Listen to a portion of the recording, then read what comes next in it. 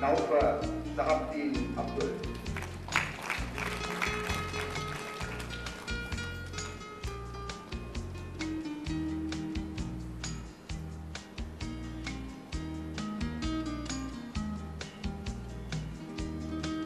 Alton Indonesia.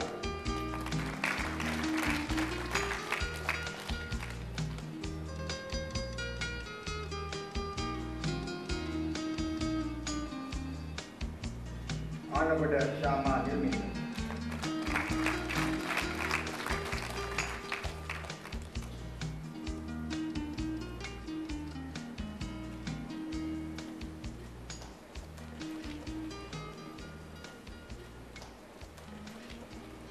Parakawat Lanka Damayanti.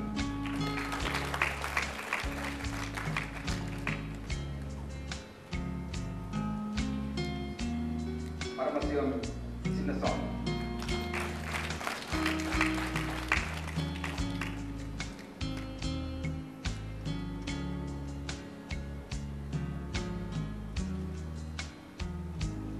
Paranatana Kapila Ruan.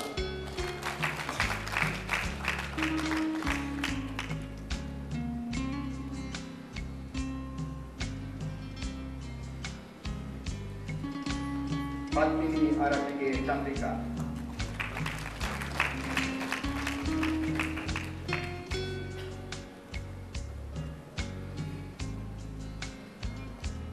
Satya Gamage Josha Suni.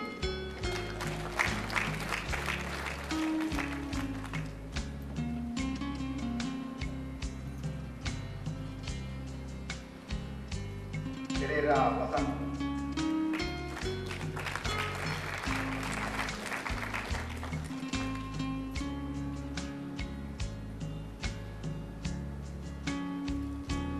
Pereira Bernie Tilangika.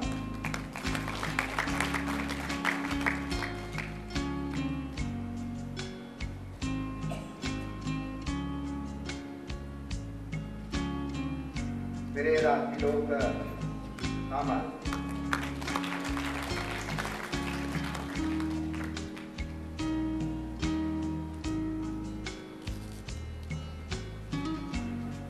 Pereira Chandima Piasan.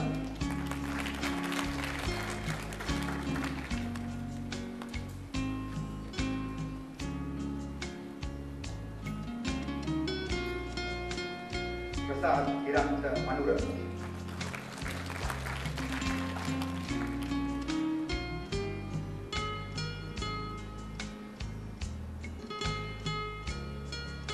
Prasadini Gamage Yamuna.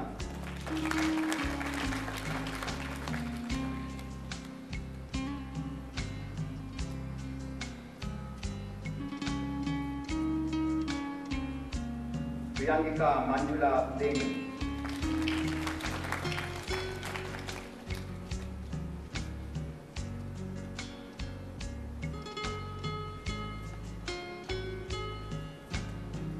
Raja Gautam Viraj.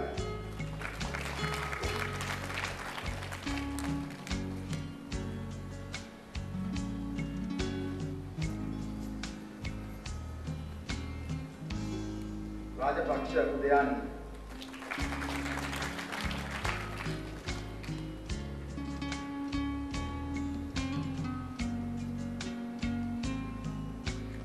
Rajapaksha Kirilage Samantha.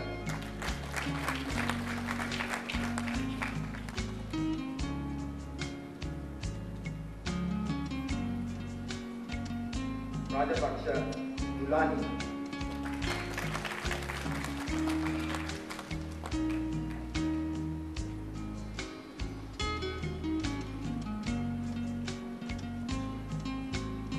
Rajaratnam Pramila.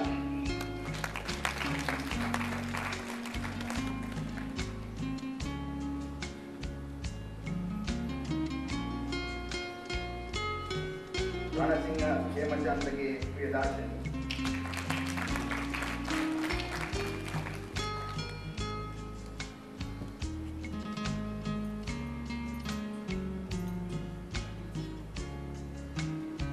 Ranasingha Nadesh.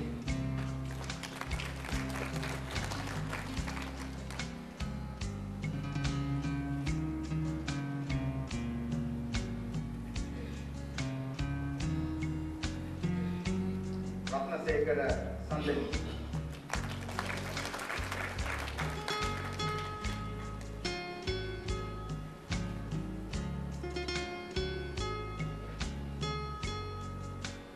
Rasanjali Gamage Viruka.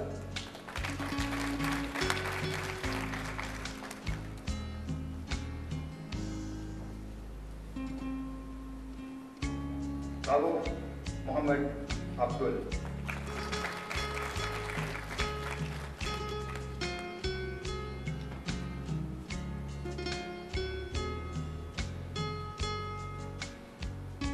Rodrigo Nalin.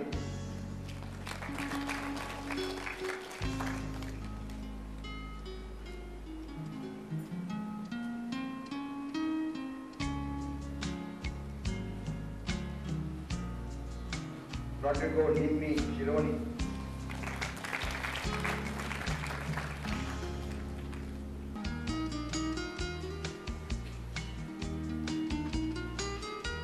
Roshini Gamage Pradeepa.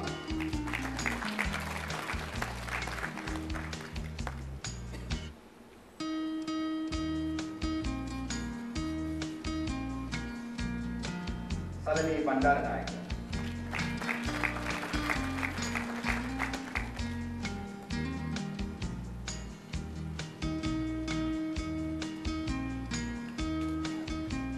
Salgatu Priyankara Saman.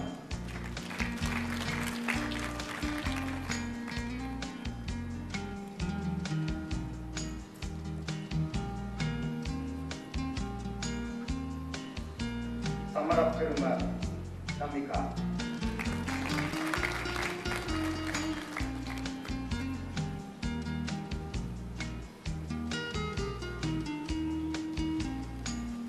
Satyasidan Gitanjali.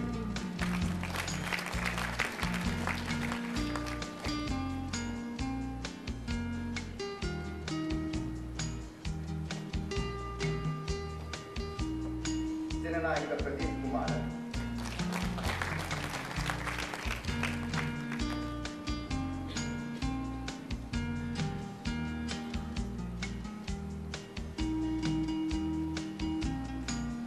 Samen Tilak Prasanna.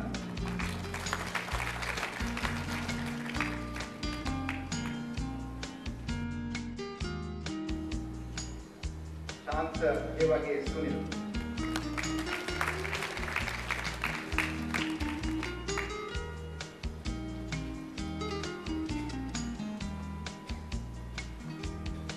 Shamada Nagaraja.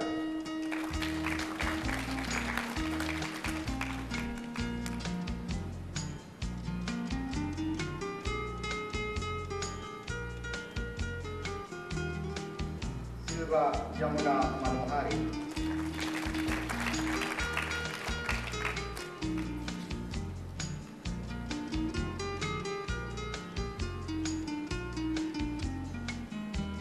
Sivakengi Sivanathan.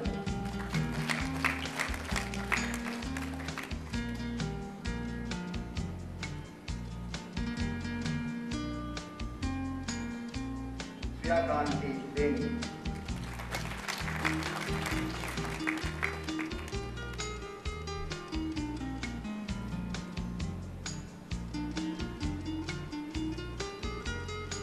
Darshani Kalwane Ralage.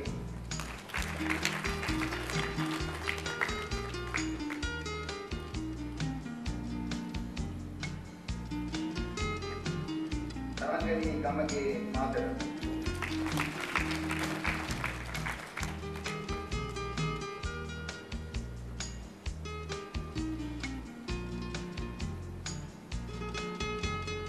Tashan Sivatasa.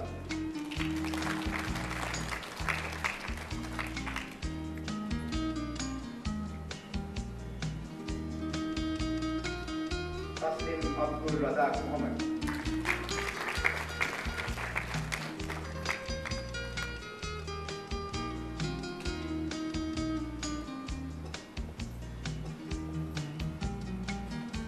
Tushari Arachiki Naina.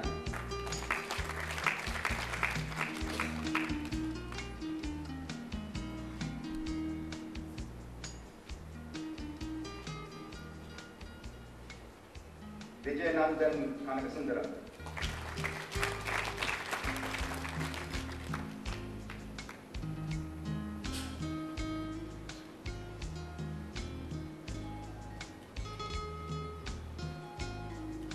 Vijita Abhivikrama.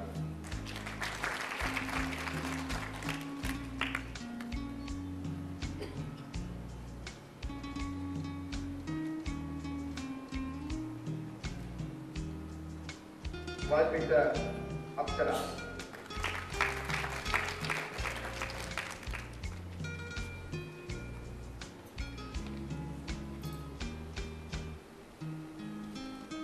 Vasanta Don Gerard.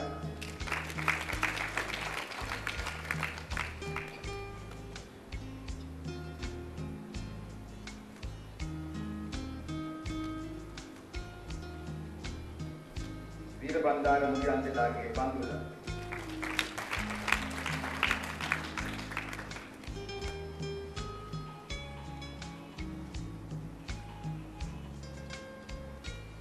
Veerasingha Samal.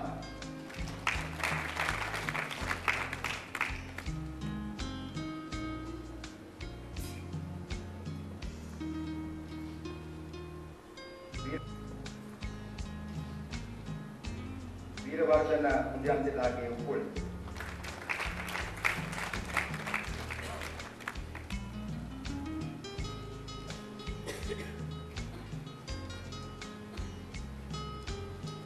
Vikramasinghe Priyanka Silva.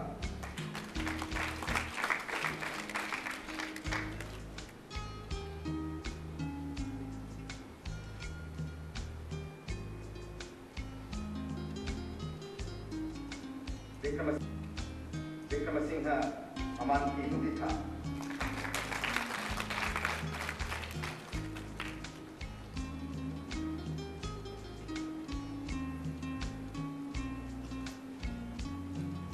Vijayasinghe Subra Sadipati.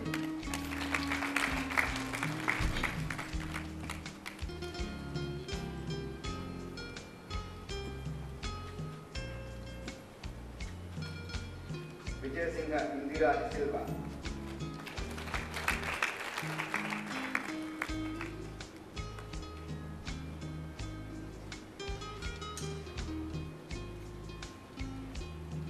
Vijayasiri Tatandiriga Chandrika.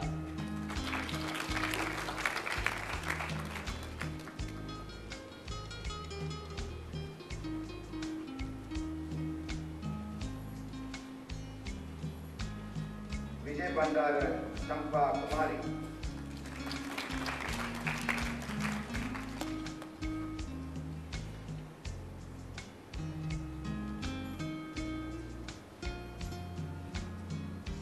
Vijay Kun Mudyantilage Dam.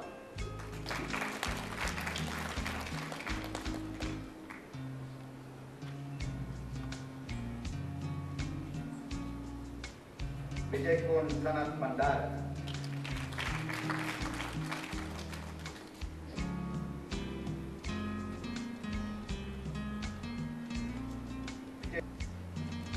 Vijay Tunga Ajit Prasanna.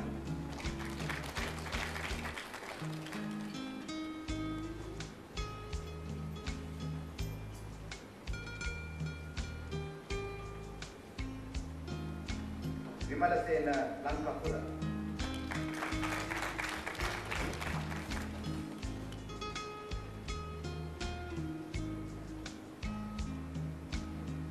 Yasota Sivapatam.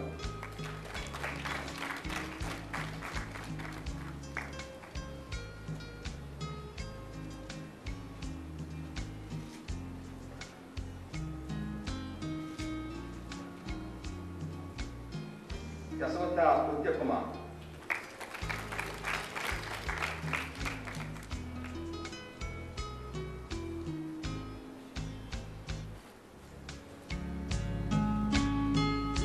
Yogeshwari Nadaraja.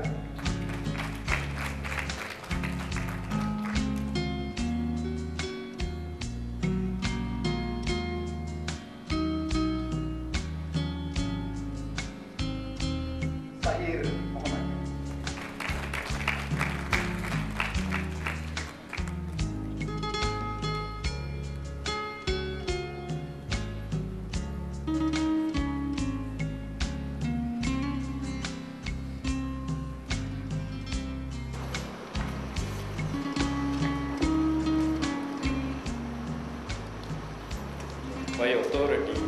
vested in me as the Vice Chancellor, I confer on those whose names have been read the postgraduate diploma in public administration.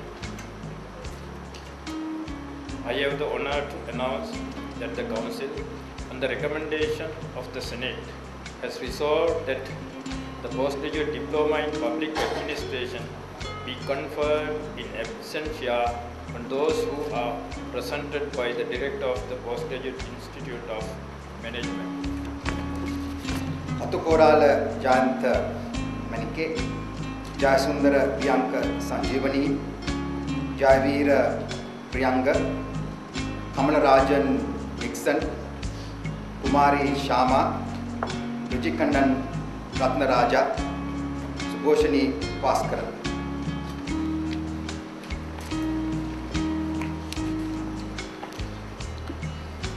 By authority vested in me as the Vice Chancellor, I confer on those whose names have been read the postgraduate diploma in public administration in absentia. Following will now receive merit awards from the Vice Chancellor. Randy Janan Andaya.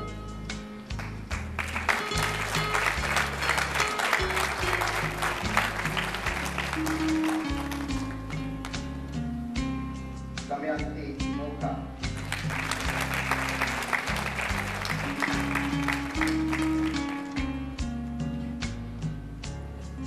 Punesh Balasundram.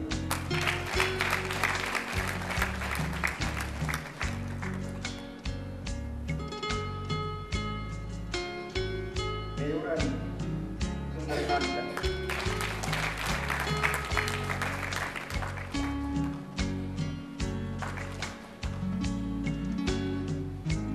Rajagabu Pambiraja.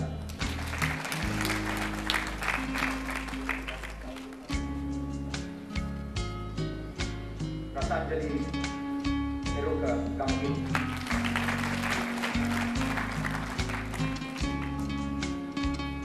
Yasota Kumar.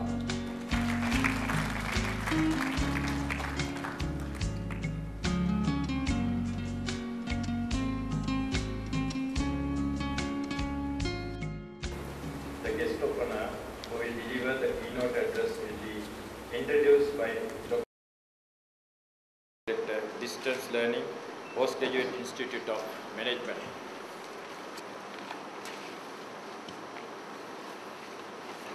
Ladies and gentlemen, it is indeed my pleasure and privilege to introduce to you Dr. P.B. Jayasundara. Of course, you might consider it a superfluous exercise. Dr. Jayasundara does not need any introduction, particularly to this audience. If I were to ask one of you during the class, who is Dr. Jayasundara, and you scratched your head for an answer, I would have given you not just a 0 but a minus mark. However, tradition has to be followed. Dr. P.B. Jayasundara, currently Secretary, Ministry of Finance and Planning and Secretary to the Treasury, has served the government for almost 35 years in various capacities. He started his career in the Central Bank, where he served in the Economic Research Department.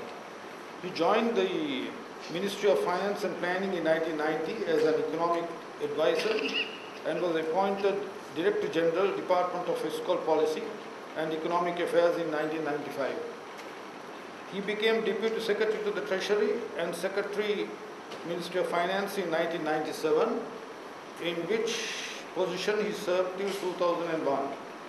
Apart from holding office at the Ministry of Finance and Planning, he also served as the Chairman of the Public Enterprises Reforms Commission from 1997 to 2002.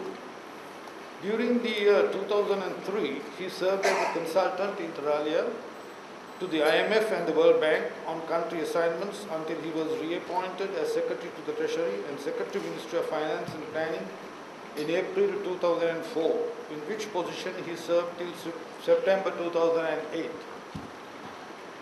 In September 2009, he was reappointed as the Secretary to the Treasury and Secretary Ministry of Finance and Planning. He was also appointed as a Secretary Ministry of Economic Development in April 2010. Dr. Jayasundara holds a master's and a PhD, master's degree and a PhD in economics from Boston University,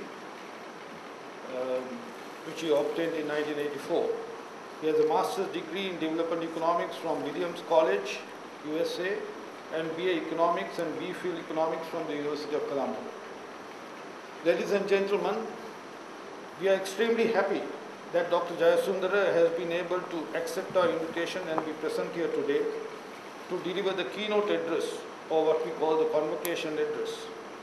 This PDPA program from which you benefited was initiated by him. You went through a tough 18 months course covering subjects which are close to his heart.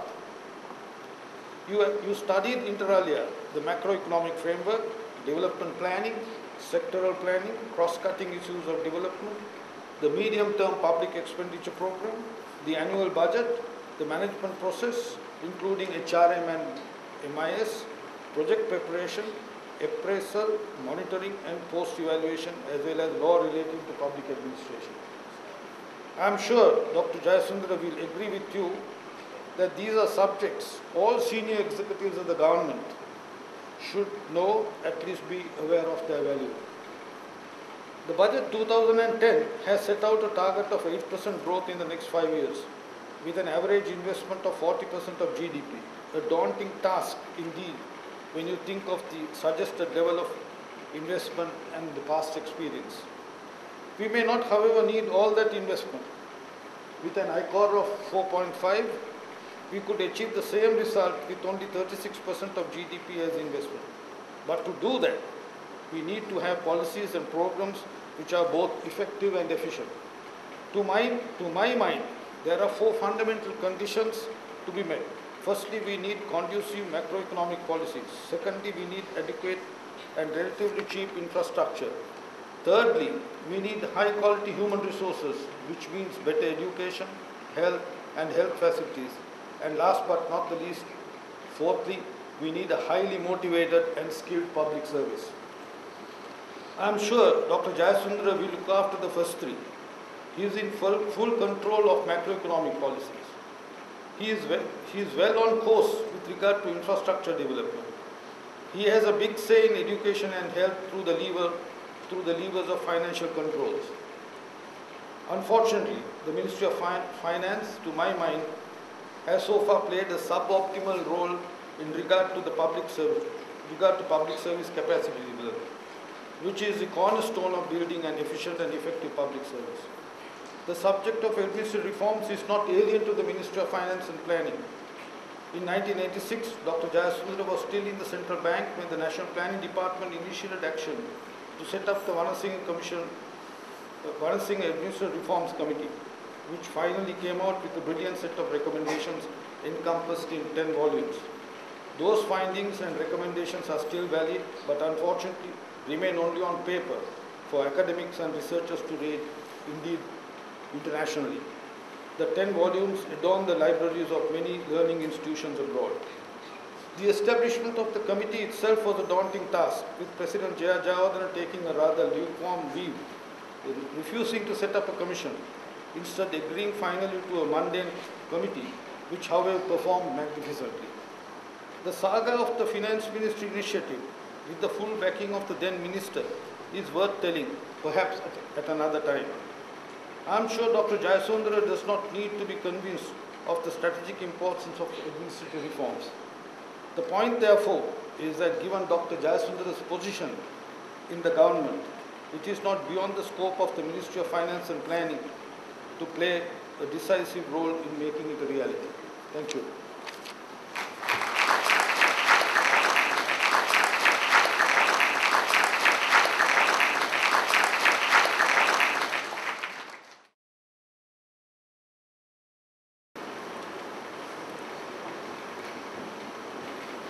Professor Karnaratna, Vice Chancellor, Jayewardenepura University, distinguished members of the Board of Management of PIM, Director PIM, members of the faculty, distinguished invitees, participants, ladies and gentlemen.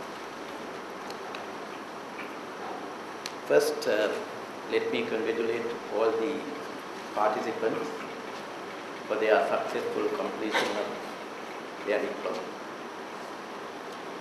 Also, let me thank Dr. Lloyd Fernando for giving a very traditional introduction, probably to suit the occasion, but also giving some insight of the administrative reforms that this country will have to think of seriously. I am generally reluctant to come for this kind of occasions because I consider these are occasions that should be addressed by very exceptional learned people. And I don't consider I am an exceptional learned person. Nevertheless, when I came here, with a great reluctance, I will explain how I accepted this invitation. But when I came here and had the rare privilege of sitting next to Dr. Surya, who is probably not very much known to you all, is one of the pioneers in opening this economy in 1977, and he is still active. The others are not as active like Dr. Tilakaratne, but Vikrama is active, and he is a member of the Board of Management and member of the faculty. And he told me two things in a very short conversation I had. One is, TIM does not depend on the national budget, and that is music to me. Because I don't think I have any agency in Sri Lanka, public agencies, which do not depend on us. Those who are not even getting money want a letter of comfort at least. That's the public sector we have. So in a situation like that, when there is an institution like this, awarding very colorful degrees, certificates, etc., with high repute from the market, which has a huge premium, I'm very thrilled about that news, and also feel very comfortable. I'm in an audience where I can relaxedly perform my task. That 126 of them were sponsored by the Ministry of Finance and Planning, and 51 others from conflict-affected provinces have been sponsored by the respective provincial councils. I am encouraged by this target audience, who represent two unique segments that require to be strengthened almost immediately to transform our country into a post-conflict development scenario. One segment consists of officials of the Ministry of Finance and Planning. As we all know, the task of the Ministry of Finance and Planning is very complex and challenging. Our strength is the solid foundation and organization structure which we have inherited from our predecessors.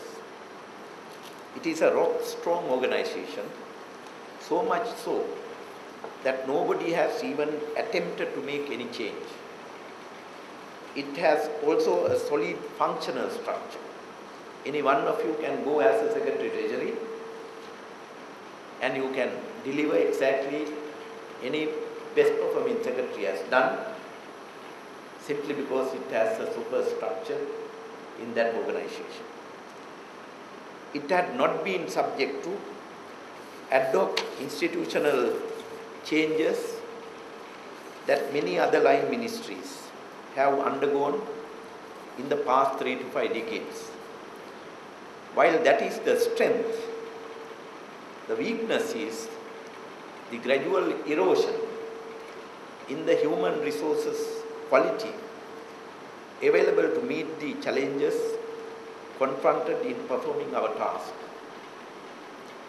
This erosion is not unique to Ministry of Finance and Planning, but is widespread in the entire public sector. And for that matter, it can be seen in some of our private sector organizations as well.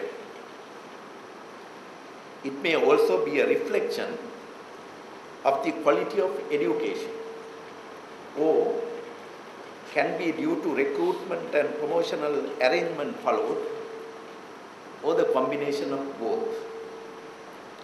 However, why it happened is not what is relevant.